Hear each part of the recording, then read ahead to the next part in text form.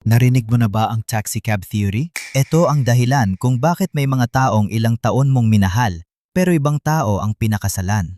Ikaw ang kasama noong wala pa sila, noong hindi pa sila sigurado sa sarili nila, noong wala pa silang pera, noong wala pa silang direksyon sa buhay. Ikaw ang umintindi, ikaw ang nagtiis, ikaw ang sumuporta. Tapos unti-unti silang nagbago, mas naging maayos, mas naging disiplinado, mas naging handa sa buhay. At nung kaya na nilang ibigay ang pinakamagandang bersyon ng sarili nila, ibang tao nang nakatanggap.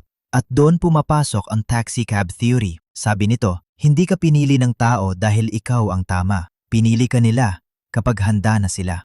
Masakit isipin. Pero ilang beses mo na ba itong nakita? May magkasintahan na halos isang dekada nang magkasama, naghiwalay. Tapos makalipas lang ang ilang buwan o ilang taon, nagpakasalagad sa iba. Hindi dahil mas mahal nila ang bago. Minsan, nagkataon lang na nung dumating ang bago, handa na sila. At nung ikaw ang nandyan, hindi pa.